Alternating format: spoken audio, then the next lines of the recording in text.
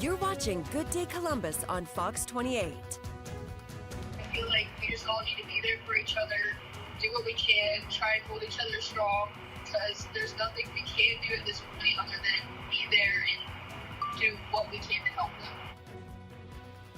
A community reeling from unimaginable tragedy after 3 students and 3 adults were killed in a fiery crash on the interstate. And the questions begin. The National Transportation Safety Board will visit this site this morning and begin their investigation into what caused that horrific accident.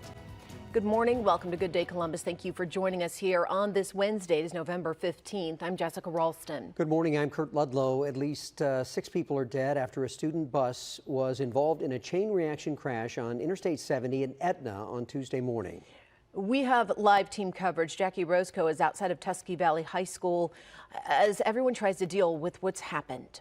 And Mike McCarthy is in Licking County near where the accident occurred as investigators work to figure out what led up to it. We're going to begin things with Mike. Mike? And Kurt, that is the major question this morning. What caused this horrific crash? The search for answers now turns to the National Transportation Safety Board, which will have a team of investigators out here on the highway, most likely this afternoon, getting their first look at the site of this crash. Because of what happened out here and the severity of this crash, some of the video in this report this morning may be too graphic for some viewers. So I do want to give you that warning as we turn now to that video from yesterday recorded by bystanders showing the aftermath of this fiery crash that happened near the end of the morning commute. If you look close, you will see students who were on that tour bus escaping, racing away from those flames. That bus was filled with more than 50 people, students and chaperones from the Tuscarawas Valley High School. We know the crash involved a semi rear-ending that bus, and that led to a catastrophic fire spreading across multiple vehicles. Student Samantha Bossler was on board that bus, and in a phone call she described students climbing over seats to get out and recalled the moment that semi hit the bus. Usually when you feel that impact, you close your eyes, and when you all realize what happened, open your eyes again, the seats are all smashed in, it's a complete mess. The NTSB says it is working to determine the chain of events on the highway, but it knows traffic had slowed because of an earlier crash further up the road. The tour bus, we have learned, belongs to a company called Pioneer Trails, and in a statement it says it is fully cooperating with the ongoing investigation and is praying for everyone involved. The crash also killed 2 chaperones traveling with the band that was going to a performance scheduled in Columbus, along with a teacher. Those adults were in a car that was following the bus. 18 other people were hurt in this crash. Many of them, most of them in fact, were students. This morning we can tell you at least several have been released from various Columbus hospitals.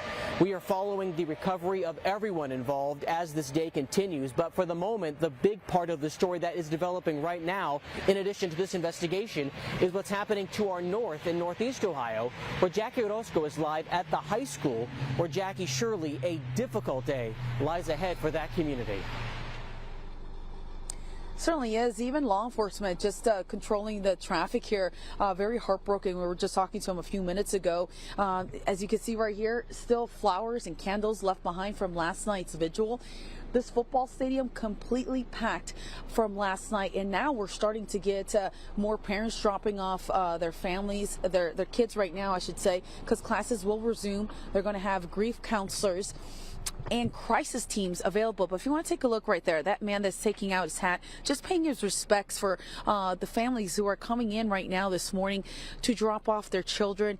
Again, it's just a very somber moment at this point, because even though classes resume, it's definitely not going to be your typical day. The superintendent, again, telling us that it's just the #1 focus right now is to providing that love and support for the students and staff here today. So I did see some, just very sad faces. A lot of family and students you can see right here being dropped off. And again, it's a very small knit community. According to that law enforcement, he said he came to this high school, so he says it's just heartbreaking to see what's happened. But again, they are going to have those grief counselors and crisis teams available here for anyone who just needs them. So we'll continue to talk to families out here and try to see how they're trying to cope and just take it day by day. For now, reporting live here in Northeast Ohio, Jackie Orozco. Good day, Columbus. Today, members of the National Transportation Safety Board will go to the crash site and begin their investigation. NTSB says 16 personnel are here, 9 investigators, 2 members of the Transportation Disaster Team. They're currently sharing a few details of what led up to the crash, saying there is still a lot of confusion surrounding how it all happened.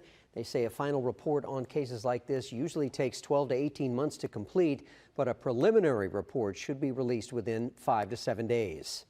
We have heard conflicting information about the sequence of events, but we do know that at least 5 vehicles were involved. The 3 vehicles I mentioned, the motor coach, SUV, and the commercial motor vehicle, and at least 2 vehicles in front of the motor coach, another passenger vehicle, and another commercial motor vehicle. The NTSB set to hold a briefing with their findings, more findings anyway, today at 4.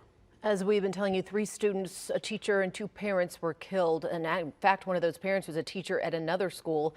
On the bus, 18-year-old John Mosley, 18-year-old Jeffrey Worrell, and 15-year-old Caitlin Owens. In the car, teacher Dave Canat and chaperones Christy Gaynor and Shannon Wigfield. 18 others were taken to local hospitals. 15 were high school students. So far, we know there were 5 patients taken to hospitals within the Ohio health system. They are expected to be okay. 6 others taken to Mount Carmel and Reynoldsburg. 4 have been discharged. 1 will be okay, we're told, but one of those victims is in critical condition this morning. And then 4 more taken to Mount Carmel East, and 3 were sent to Nationwide Children's. 1 has been released already. Much more to unravel in this tragedy. You can stay up to date both on air and on our website, myfox28columbus.com.